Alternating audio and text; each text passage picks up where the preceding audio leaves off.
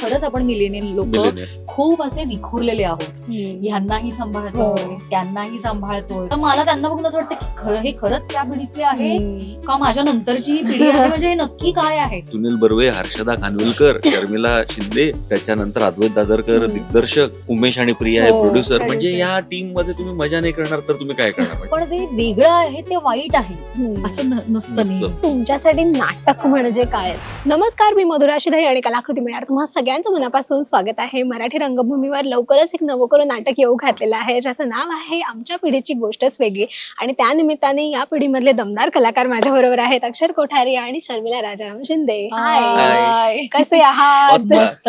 तुला खूप दिवसांनी मी टेलिव्हिजन सेटच्या बाहेर बघितलेला, म्हणजे आपण एकमेकींना सेट व्यतिरिक्त आज थेट नाट्यगृहात भेटलो आपण, त्याच्यामुळे मलाही खूप छान वाटतंय. आणि मगाशी एक छोटासा पीस बघितला तुमच्या नाटकाचा, इतका कमाल आहे, इतकं क्यूट वाटलं बघताना. तुमच्या सगळ्यांचंच टायमिंग, त्या पंचलाईन्स फारच छान होतं. मला सांगा तुम्हाला किती मज्जा येते. आणि आता झालं, आता मला वाटतं थोडेच दिवस उरलेले आहेत, आणि किती एन्जॉय करता ही नाटकाची प्रोसेस.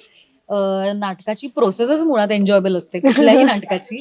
आणि त्यात जर कलाकार इतके मजेशीर असतील, म्हणजे सगळेच इंडिव्हिज्युअली इतके मजेशीर आहेत, प्रत्येकाचे काहीतरी पर्सनल क्वर्क्स आहेत. तर त्यामुळे म्हणजे मम्माची मजा, सुनील दादांचा एक काय गोडच आहेत, म्हणजे ते सगळेच इतके गोड आहेत, सगळे सगळे असं कोणीच. म्हणजे सुरुवातीला मी अक्षर बरोबर पहिल्यांदाच काम करते, सुरुवातीला मला असं झालं होतं की हा खूप सिरियस आहे की काय. पण ना हळूहळू काम करता ना मध्येच असं येऊन काहीतरी कानात काहीतरी जोक मारून, तर मला आधी एक दोनदा असं झालं, तुलाही लक्षात नसेल पण माझ्या लक्षात आहे, मला असं झालं की हा काय बोलला. कारण आपल्याला एखादा मजा करतो याची सवय जर नसेल तर मजा केल्यानंतर एक प्रश्न पडतो ना, यांनी मजा केली काय सार्कॅस्टिक होतं. तर मला मध्ये हळूहळू कळालं की हा पण मजेशीर आहे. मग लांबून एक दोनदा काहीतरी बोलला, काहीतरी सीन मध्ये झालं का कोणतरी आलं त्याच्यावर खाणाखुणा, मग मला कळलं की नाही हा तसा शांत नाहीये, ह्याचे पण काहीतरी आहेत, किडे आहेत थोडेसे. तर किडेबाज, सगळेच किडेबाज असल्यामुळे मजा येते, खूप मजा येते. आणि नाटकच मुळात खूप मजा करण्याचं आहे, आणि कलाकार पण तसे आहेत. अक्षर काय एन्जॉयबल, म्हणजे टीमच बघ ना तू कशी आहे. सुनील बर्वे, हर्षदा खानविलकर, शर्मिला शिंदे, त्याच्यानंतर अद्वैत दादरकर दिग्दर्शक, उमेश आणि प्रिया हे प्रोड्युसर. म्हणजे या टीम मध्ये तुम्ही मजा नाही करणार तर तुम्ही काय करणार. म्हणजे ऑफकोर्स काम असणारच आहे, सिरियसली तुमची जबाबदारी वाढणारच आहे, कारण एवढी परिपूर्ण अशी टीम मिळाली आहे तुम्हाला की प्रत्येक डिपार्टमेंट मधला जो प्रो असेल माणूस तो ते डिपार्टमेंट सांभाळतो. म्हणजे प्रोड्युसर्स पासून ते कलाकारांपासून ते टेक्निशियन्स पर्यंत सगळेच.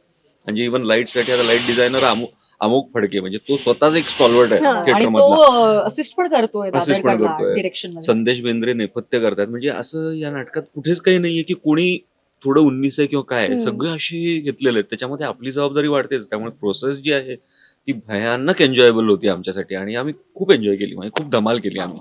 इनफॅक्ट आमचा कालचा शेवटचा दिवस होता तालमीचा, आणि त्या तालमीत सगळे नव्हते. तर त्यामुळे असं होत होतं की अरे आता आपण तालमीच्या हॉलमध्ये भेटणार नाही होतं, तर आपण डिरेक्टली इथेच आणि डायरेक्ट पडदा उघडणार आहे आता. त्यामुळे आत्ताची जी कसरत चालू ती वेगळीच आहे, खूपच धमाल. आणि नाव आहे आमच्या पिढीची गोष्ट वेगळी. आणि तुम्ही गेल्या पिढीबरोबर काम करताय, आणि आता तुमच्या पिढीबरोबर पुढच्या पिढीमधले पण दोन नवीन कलाकार आहेत. सो हे दोन पिढ्यांमधलं जे एक ट्रान्सफॉर्मेशन असतं, आणि तुम्ही कुठेतरी त्याच्यामध्ये आहात, सो ते किती छान वाटतंय करताना काम. आणि कलाकार म्हणून एरवी सुद्धा तुम्ही जेव्हा काम करता, मुळातच मिलेनियल स्वतः आम्ही आहोत, आणि मिलेनियलच आम्ही नाटकामध्ये पण आहोत. त्याच पिढीचं काय म्हणतात आम्ही प्रतिनिधित्व करतोय. तर मला स्वतःला खऱ्या आयुष्यात सुद्धा मिलेनियल असणं किंवा 90ची मुलगी असणं हे मला मजेशीर वाटतं खूप. कारण 90ची गाणी असो, सिनेमा असो, किंवा आमचं दोन्ही बाकीच्या सगळ्या पिढ्यांबरोबरचं जे केमिस्ट्री आमची असेल ती मला ऍक्च्युअल लाईफ मध्ये पण फार एन्जॉय करते मी ती प्रोसेस. म्हणजे खऱ्या आयुष्याची प्रोसेस, जेनझी लोकांना समजून घेणं, वयस्कर लोकांना समजावून सांगणं काहीतरी, त्यांच्याकडून कधी कधी मार खाणं, किंवा जेनझी मुलं जी खूप आताताईपणा करतात आजकाल, किंवा आपल्याला कधी कधी जुमानतच नाही, किंवा आपल्याला सांगतात की प्लीज तुम्ही खूप ओल्ड स्कूल आहात हा. किंवा काही काही वेळेला आपल्याकडे सल्ला मागायला पण येतात. तर ही जी मधली पिढी आहे ना, जी कधी कधी मोठ्या माणसांसारखी वागते, कधी कधी लहान मुलांसारखी वागते, तर खरंच आपण मिलेनियल लोक मिलेनियर खूप असे विखुरलेले आहोत. ह्यांनाही सांभाळतोय, हो. त्यांनाही सांभाळतोय. तर हे रिअल लाईफ मध्ये पण मी खूप एन्जॉय करते. तेच मी आता स्टेजवर पण एन्जॉय करते. अक्षर आमच्यासाठी कसं आहे म्हणजे ट्रान्झिस्टर बघितलंय, त्याच्यानंतर कसेट्स बघितलेत, ऑडिओ कसेट्स, सीडी बघितलीये, त्याच्यानंतर पेनड्राईव्ह मधलं MP3 बघितलेलं आहे.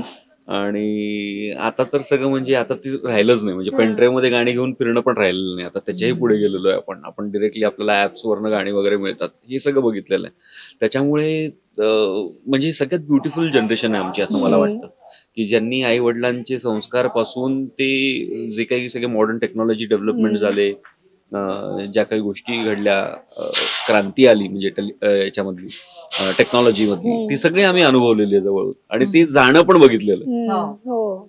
त्यामुळे म्हणजे आज जर टेक्नॉलॉजी गेली हम्म. तरी आम्हाला फरक नाही पडणार आहे. अशी ही Correct. पिढी आमची Correct. आहे, मला असं वाटतं. आणि सॉरी तू हा बोलत नाही तर तेच म्हणजे ऑलमोस्ट तेच आहे की मधली जी पिढी आहे त्यांचीच गोची होत असते कायम, कारण ते त्याच्या मगाशी तू म्हणाल्यासारखं ते एक ब्रिज आहे की या एंडला तुमचे संस्कार आणि त्या एंडला ते संस्कार राहणार आहेत की नाही, वाली जी कसरत चाललेली आहे सगळी, त्याच्यातली आमची पिढी आहे. आणि तेच या नाटकात आहे की आमच्या पिढीने हे कसं सॉल्व्ह करायचं आहे सगळं. पण असं तुम्हाला करायचं आई वडिलांकडून अशा काही कधी गोष्टी किंवा अशा काही खास टिप्पण्या असतात ना की हे आमच्या पिढीमध्ये नव्हता, हे तुमचंच आहे काहीतरी, किंवा अशा काही गोष्टी असतात ना सांगता सांगता पटकन बोलून जातात आई बाबा किंवा कोणी मोठी मंडळी. मी खरं सांगू का, माझ्या घरात मी हे शब्द नाही ऐकले. माझे नातेवाईक असतील, इतर ओळखीची लोक असतील, बिल्डिंग मधले आजी आजोबा असतील, कॉलनी मधले, या लोकांकडून मी कायमी ऐकत आले. पण माझे आई वडील थोडे वेगळेच आहेत.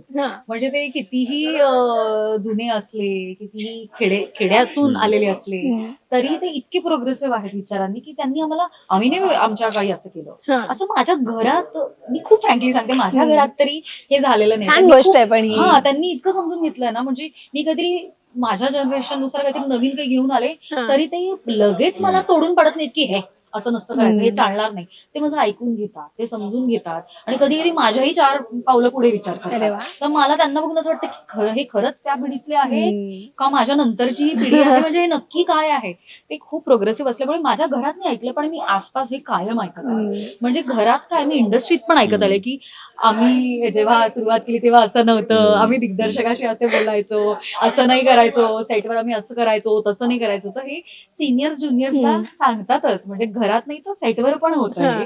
तर हे खूप कॉमन आहे, खरं तर खूप कॉमन आहे. त्यामुळे प्रत्येक पिढीला हे वाटणारच आहे की आमच्या पिढीची गोष्ट वेगळी होती, आणि त्याच्यातूनच म्हणजे याच्यामध्ये कुठलीच पिढी चुकीची कधीच नसणार. अर्थात त्या पिढीच्या त्या अनुभव गोष्टी वेगळे आहेत, असतात. ते पुढच्या पिढीला कदाचित चुकीच्या वाटतील, ते त्यांचा बंड पुकारतील आणि वेगळं काहीतरी करतील. तोपर्यंत पुढची पिढी आलेली असेल आणि ती एक वेगळाच बंड पुकारेल. हे असं हे चालूच राहणार. इट्स अ सायक्लिकल प्रोसेस, कारण हे नाटकच पिढ्यांचं आहे, 3 पिढ्यांचं आहे. आणि म्हणूनच मला असं वाटतं की हे नाटक बघायला आजी आजोबा, आई वडील, नातवंड सगळ्यांनी, अख्ख्या फॅमिलीने येऊन हे नाटक बघावं, एन्जॉय करावं, हसत हसत या नाटकातले विचार घेऊन जावेत, कारण विचार आहेत आणि ते तुम्हाला विचार करायला भाग पाडणारे अशी ही गोष्ट आहे. आणि मला असं वाटतं एक महत्वाचा मेसेज हा मिळेल सगळ्यांना बघून नाटक, की या पिढीची गोष्ट वेगळी आहे पण ती चुकीची नाही. आपण ना नेहमी आपल्यापेक्षा वेगळं काही असलं की आपल्याला ना ते एलियन वाटायला लागतं. आम्ही नाही कधी असं केलं, आम्ही नाही असं कधी करणार, ते आपण करत नाही, किंवा आपली ती लाईफस्टाईल नाही, किंवा आपले तसे विचार नाही म्हणजे ती गोष्ट चुकीची आहे, असं एक समाजामध्ये समज असतो. पण जे वेगळं आहे ते वाईट आहे असं नसतं नेहमीच. त्यामुळे कदाचित या नाटकातनं लोकांना हेही कळेल की हे यांचं हे वेगळं आहे पण ते चुकीचं नाही. अप्रोच बदलेल. हा, एक्झॅक्टली. जस्ट बिकॉज आपण करत नाही म्हणजे ते चुकीचं आहे असं नाही. करेक्ट. बरं, मला सांगा की आता सुनील सर आहेत, हर्षदाताई आहेत नाटकामध्ये, आणि त्यांनी त्या काळामधून काम करायला सुरुवात केलेली आहे जिथे ऑडिशन्स हा प्रकार त्या काळी नव्हताच, की तिथे नाटक करून किंवा एखाद्या व्यक्तीचं काम बघून त्या कलाकाराला विचारलं जायचं, सांगितलं जायचं.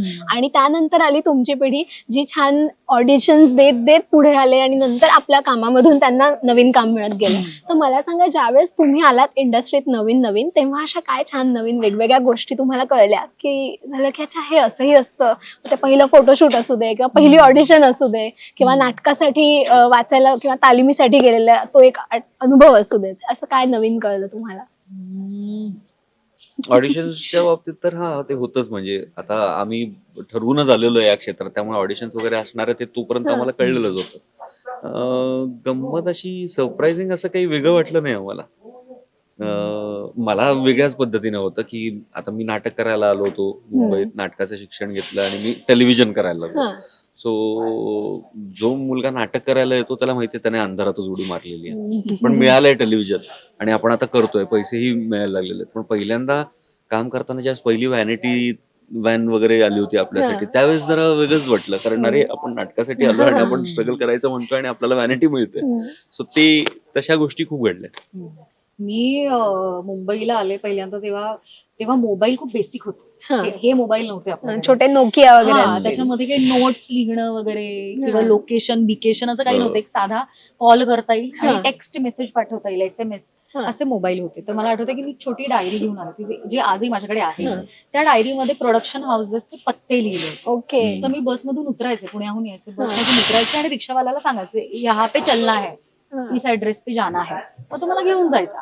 त्यावेळी कास्टिंग डिरेक्टर नव्हते, आता कास्टिंग डिरेक्टर आहे, कारण सोशल मीडिया पण आहे. मग कुठे कास्टिंग चालू असेल तर ते पोस्ट करतात. तेव्हा काहीच नव्हतं, एक ऑर्कुट होतं बहुतेक.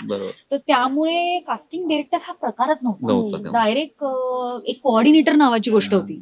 ते कोऑर्डिनेटर मध्ये तुम्हाला सांगायचे की इथे ऑडिशन आहे, मग माझे 4 आर्टिस्ट आलेले आहेत, मग त्यांना काहीतरी आपल्याला कमिशन द्यायला लागायचं.